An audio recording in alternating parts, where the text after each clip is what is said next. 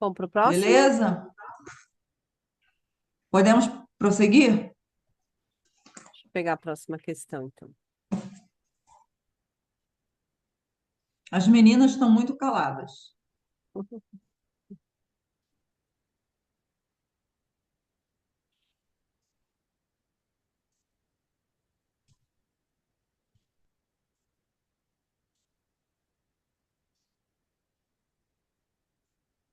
Vamos lá.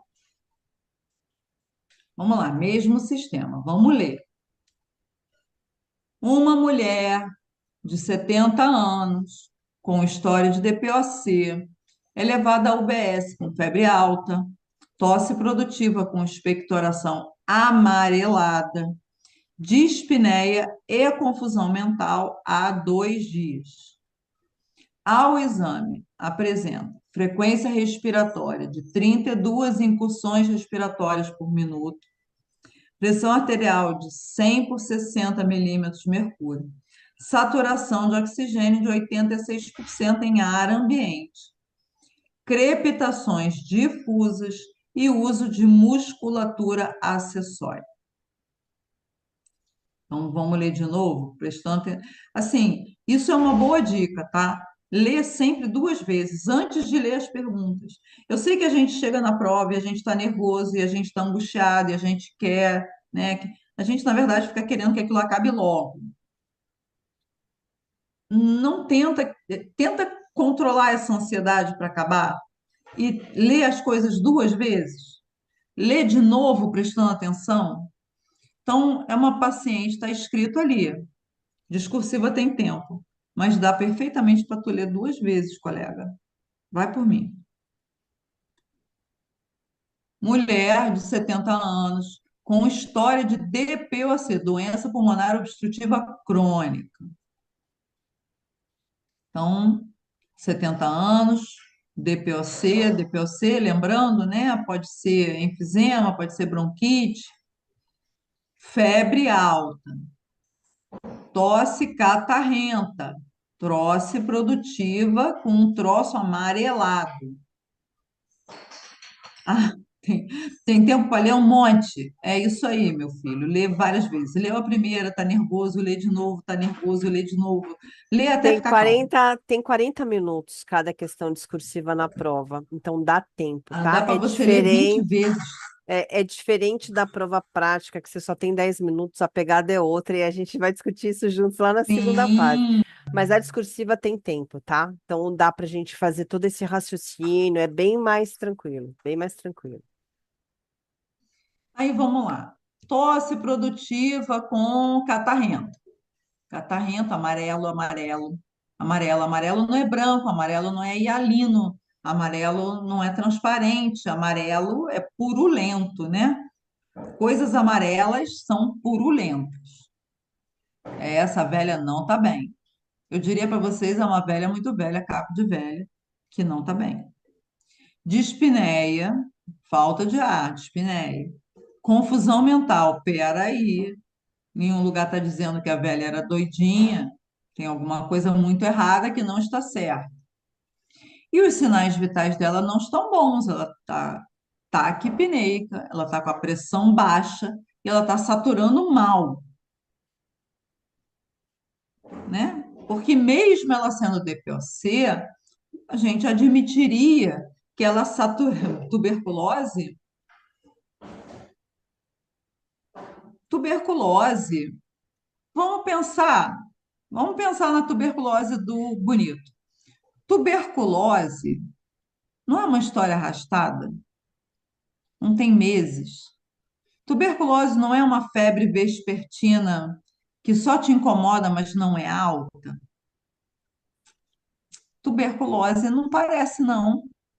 A história seria diferente. Seria uma pessoa com emagrecimento, com 3 meses de evolução, que está todo dia com febre há não sei quanto tempo, todo dia no final do dia tem febre, e aí tem sudorese noturna, que nem o colega lembrou, e é isso. Não tem cara de tuberculose. Tuberculose é um quadro arrastado, não é um quadro agudo ultraagudo, com pressão baixa, com tuberculose, não tem cara. E também não é tosse com, né, raia de sangue, com Pode dar. hemoptise, não tem cara. Então, e ela também, assim, tuberculose, de uma maneira geral, se for ter alguma ausculta, é onde está a caverna, que a ausculta está diminuída, que, né? Então, não tem cara de tuberculose. Vamos interpretar aí. Isso tem cara de coisa aguda, aconteceu agora, é uma coisa aguda, é uma infecção aguda, e a doente não está bem. Mas, mesmo a gente pensando nisso, não tem nada escrito ali dizendo que ela é asilada, que ela faz hemodiálise, então é alguma coisa que não é hospitalar, né? Só que, olha que situação. Na primeira pergunta, ele diz assim: cite os critérios de gravidade para a pneumonia. Ou seja, ele já te deu o diagnóstico. Então, não era o diagnóstico que ele queria de vocês. Ele já está te dizendo que ela tem pneumonia. E se alguém tem uma pneumonia, e essa pneumonia não é hospitalar, o que a gente vai precisar definir para esse paciente? Esse paciente tem indicação de internação, ou se ele pode ser tratado ambulatorialmente, e essa internação, se tem que ser numa enfermaria ou se tem que ser no CTI. E aí, CURB 65, ou CRB 65. Por quê? Porque é o critério de gravidade mais usado para pneumonia. Então, quais são os critérios de gravidade? Os que estão no CURB 65. É simples assim. E aí, o que está no CURB 65? Então, vamos lá. CURB C. O C é de quê? De confusão mental. Ah, vamos lá, vamos procurar no texto. Pereré, piriri, pão duro, confusão mental há 2 dias. Epa, um ponto. Ela tem confusão mental. Um ponto. O que mais que tem no CURB? Tem ureia. Tem ureia nesse texto? Tem ureia, pessoal? Ureia não tem. Então não é CURB, é CRB, que é o CURB sem a ureia. O R é o quê? Frequência respiratória, né? Frequência respiratória dela está maior que 30. O limite do CURB é 30, está 32. Então danou-se. Já somei 2. Mesmo que fosse o CURB, eu desconsidero a ureia, porque eu não tenho, eu já somei 2. Aí, que mais? CURB, B de blood pressure. É em inglês o trem. Pressão arterial, que está baixa. Baixa. Então, hipotensão, 3 pontos. E 65 é do quê? Aí facilita a minha vida, né, pessoal?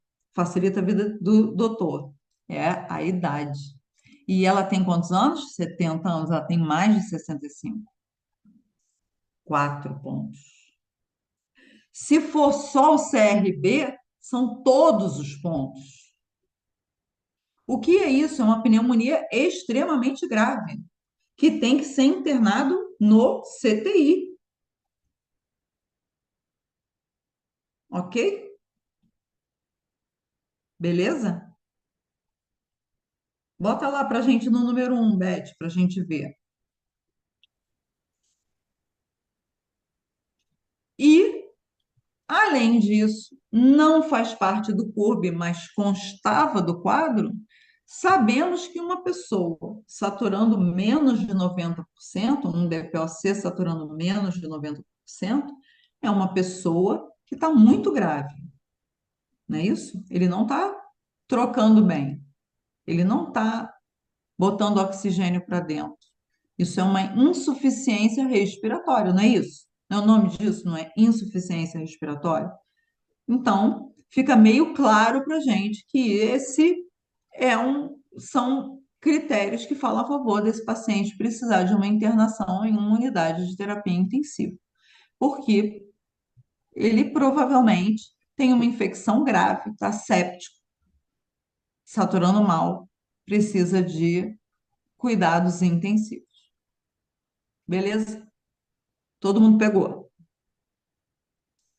Vamos para a pergunta número 2. Qual é o diagnóstico principal e justifique só com base na clínica, nos achados clínicos, ou seja, clínica e exame físico, história e exame físico. Gente, o diagnóstico foi dito em cima. A resposta, a pergunta de cima já te disse o diagnóstico, é pneumonia. Ora bolas, nem tem que ficar chateado. Agora, que tipo de pneumonia? Que pneumonia é uma coisa que a gente tem que dizer. Se ela é adquirida na comunidade ou se ela, né, a gente tem uma diretriz para pneumonia adquirida na comunidade, a gente tem uma diretriz para pneumonia hospitalar ou associada à ventilação mecânica. Então, isso é uma pneumonia adquirida na comunidade. Então, é o quê? É uma pneumonia comunitária grave ou pneumonia adquirida na comunidade. Uma pneumonia comunitária da... Quando a esmola é demais na pressão da prova, o santo desconfia. Olha só, vocês têm que parar de achar que a prova foi feita para te ferrar. Para começar, nenhuma prova foi feita para ferrar o aluno. Isso não se sintam mal. Meus alunos também acham isso. Ah, essa prova foi feita para me ferrar. Não, a prova não foi feita para te ferrar, meu filho. Eu estabeleci o universo do que ia cair na sua prova. Olha, eu vou perguntar na sua prova isso, sobre esse assunto. Se você não domina o assunto, o problema não é da prova. A prova não foi feita para te ferrar. Aí, essa prova estava impossível. Eu falei, não, vem cá, para aí. A prova estava dentro do universo estabelecido para você estudar? E estava. Então, a prova não foi feita para te ferrar. Nenhuma prova é feita para ferrar vocês. Para com essa palhaçada. Vocês ficam com essa mentalidade e vocês já entram com uma rejeição com a prova. Deixa a prova, coitada. Acontece. Os exemplos que a gente usa, às vezes, são reais, às vezes não são reais, às vezes a gente monta aquele caso. Acontece, acontece. De, no meio daquela confusão, ter a resposta. Não briga com isso. Agora, óbvio, gente, que vocês têm que ter estudado, que vocês têm que dominar o conteúdo para poder ter essas certezas, né? É óbvio, não tem jeito. Mas, voltando lá, pneumonia adquirida na comunidade. E aí, o que que fala a favor de pneumonia? De uma infecção aguda. Febre alta, tosse produtiva, tá tudo lá no texto. Tosse produtiva, expectoração amarelada, dispneia, confusão mental, tudo isso fala a favor, né, de um quadro respiratório infeccioso. Usar a musculatura acessória, que é sinal de insuficiência respiratória, sinais de instabilidade hemodinâmica, porque a pessoa está hipotensa, é sinal de sepsia, é sinal de infecção, crepitação na ausculta, é sinal de pulmão catarrento. Às vezes, o paciente DPOC, ele não faz uma pneumonia, tipo uma consolidação. Às vezes, ele faz uma traqueobronquite, que não deixa de ser uma infecção. E também enche o pulmão de catarro, beleza? E o que mais? O que mais você poderia? A pessoa com DPOC é uma pessoa mais suscetível à infecção respiratória. Sempre a crepitação é sinal de catarro. Veja bem, semiotecnicamente falando, né, na semiologia, Crepitação é quando o seu alvéolo está com secreção dentro e aquilo torna ele mais endurecido. E aí, quando ele enche de ar, é como se você pegasse um saco plástico amassado e enchesse de ar, faz creque, creque, creque, creque. E aí ele volta. Aí enche de ar, creque, creque, creque, creque. Pensa num saco de plástico. Eu tinha um saco aqui em algum lugar, agora não tenho. É um saco de. É isso. A fisiopatologia da crepitação, tá? Então, assim, de uma maneira geral, crepitação é um sinal de que tem líquido, que tem coisa dentro do alvéolo. E aí aquilo, quando ele expande, faz creque, creque, estica aquilo. Então, você pode crepitar quando, por exemplo, o pulmão está congesto, está cheio de líquido. Você pode crepitar quando está cheio de catarro. É conteúdo líquido. Não é sinal só de catarro, é sinal de líquido no pulmão. Beleza? Respondi? É, mas o DPOC é um sinal, é um tipo de doença que predispõe à infecção, não é isso? Porque a pessoa que tem um DPOC, ela tem um pulmão já doentinho, né? E é um pulmão que normalmente já acumula secreção. E aí tem um desequilíbrio bacteriano, né? Aquela secreção infectar é mais fácil. Então vamos lá para a resposta da questão 2. Tudo isso que a gente conversou, beleza? Todo mundo pegou? Sim. Já tá todo mundo de saco cheio, Beth. Eu falo pra cacete. Fala, falo demais. Vamos lá. Questão 3 já? Inferno. Como dizia a Carminha, inferno. Aí vamos lá. 5 condutas para estabilizar na UBS. Ora, gente, vamos lá. Isso é um paciente com sepse. Aí lembra da golden hour do, da septicemia, não é isso? Em até 1 hora temos que fazer um antibiótico. Para fazer um antibiótico tem que colher um sangue com hemocultura.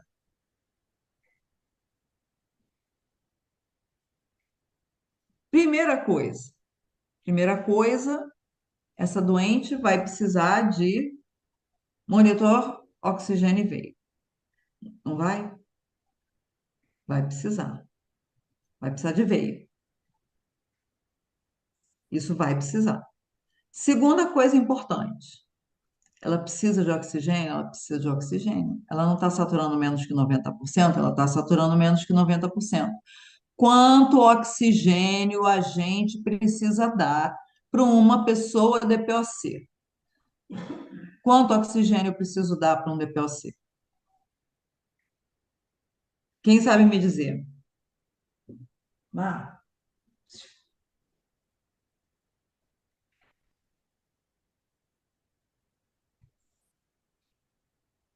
15 litros? Hum. Mais alguém está afim de falar? Quanto oxigênio a gente vai dar para essa pessoa que é DPOC?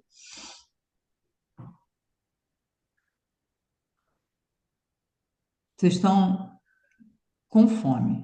5 a 7? Hum. Gente, todo mundo precisa estudar DPOC. Sério, sério. Explicação muito, muito importante para ficar gravado. O paciente que tem DPOC, o que que é DPOC? Doença pulmonar obstrutiva crônica. O que significa isso? Significa que ele tem uma obstrução crônica à ventilação dele. O que significa isso, em última análise? Significa que ele retém gás carbônico. Todo mundo acompanhou esse raciocínio? Sim. O que é um paciente DPOC? É um paciente retentor crônico de gás carbônico. O nosso centro respiratório, ele responde comando ao quê? Ao oxigênio ou gás carbônico?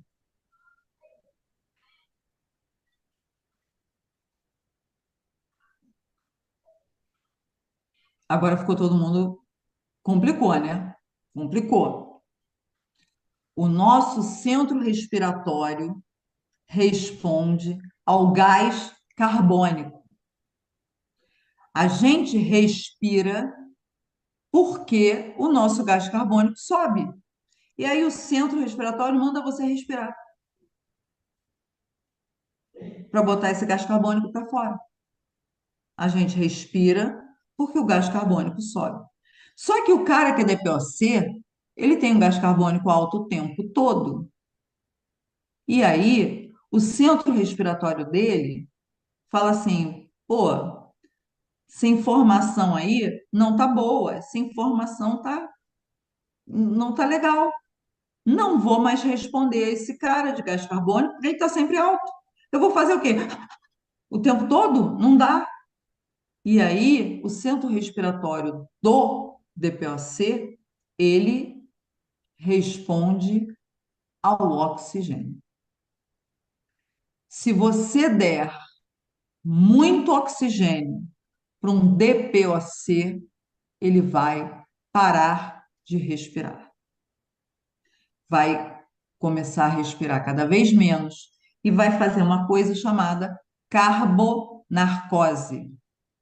E carbonarcose, o cara entra em coma e morre. Então, nenhum DPOC pode receber mais do que 2 litros de oxigênio. Ficou claro para todo mundo? O DPOC é um paciente que, no normal da vida dele, satura mal. Então, apesar de que menor do que 90 é uma coisa que a gente não vai admitir que está muito ruim, o que a gente almeja para um DPOC é 92, 94. Não é 98, 99.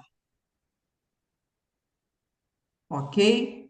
Então, essa pessoa precisa de oxigênio?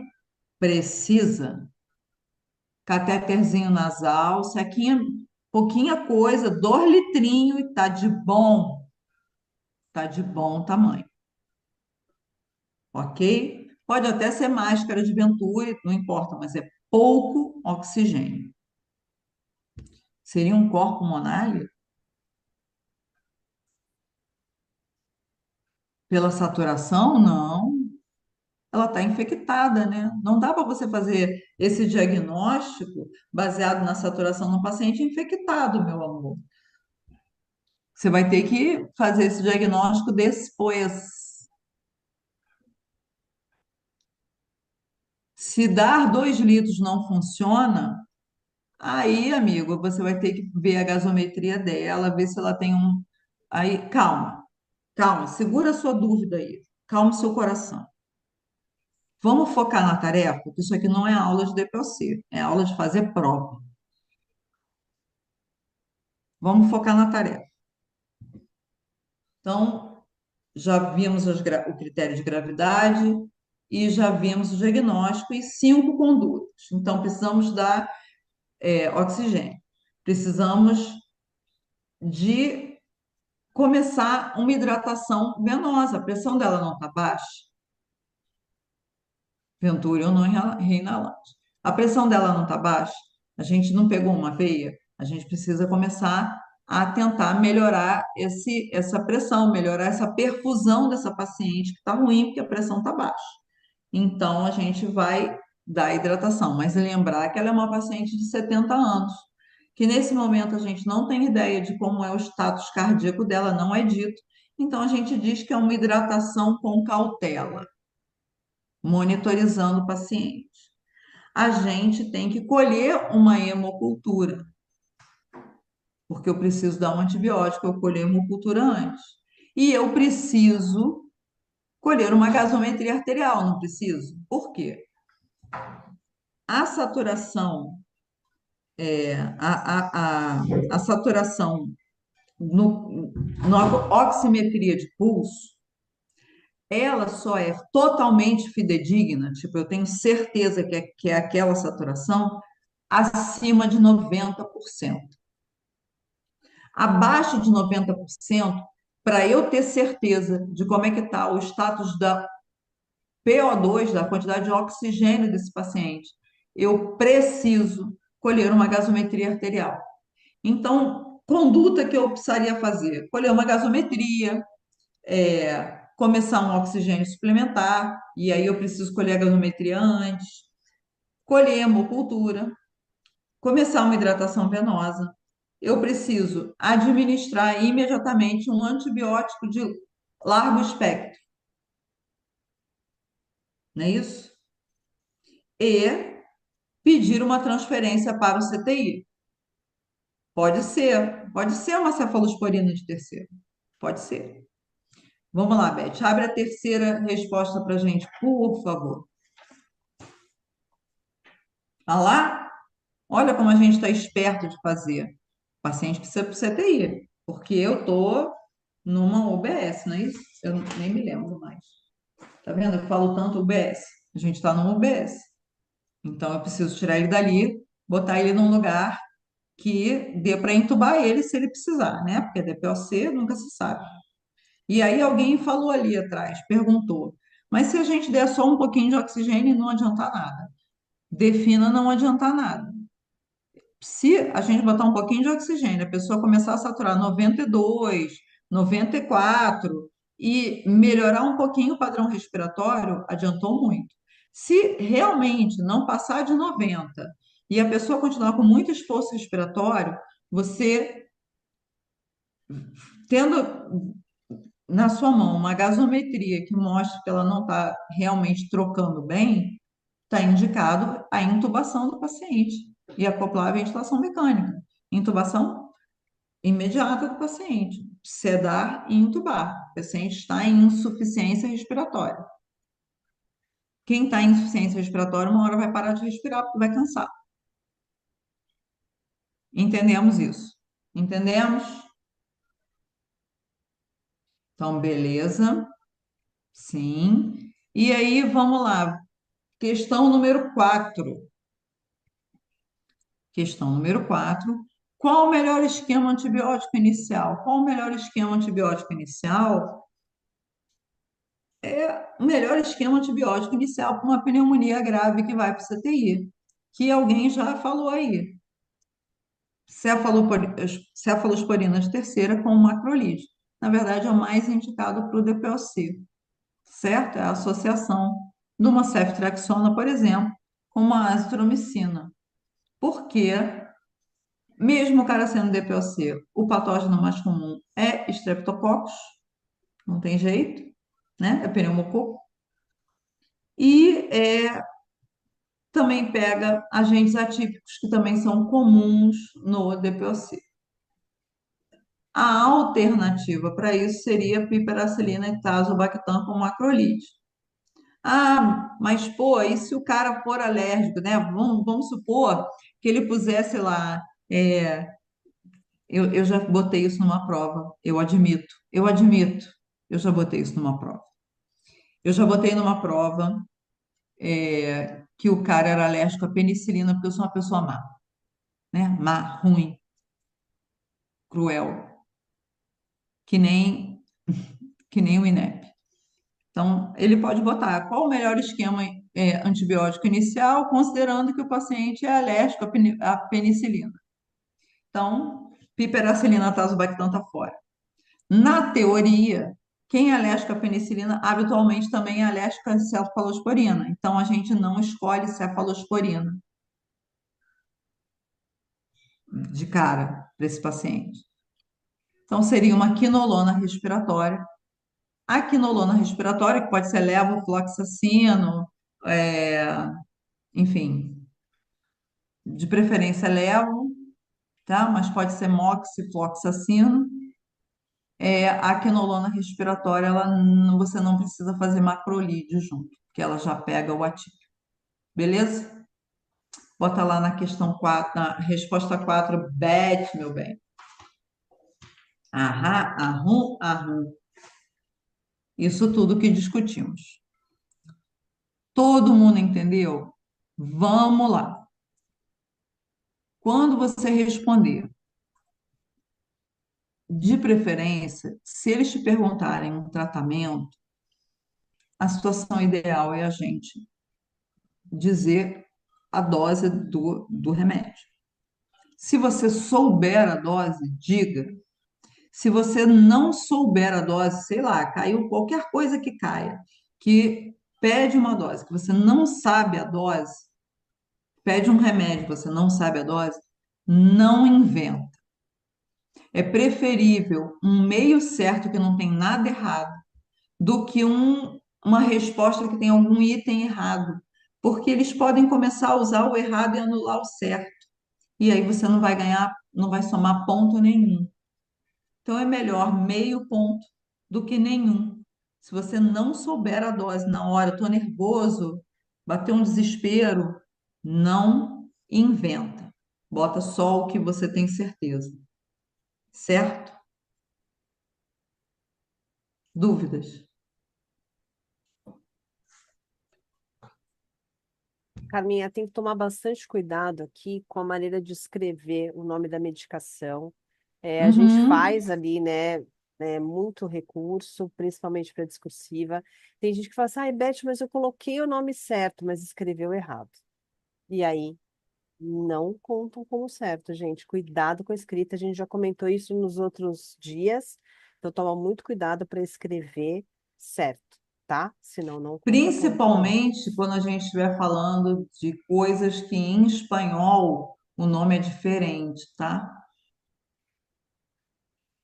E Abreviações também, abreviações moça. também. Ai, uma moça se manifestou, tô feliz. Vamos lá. Vou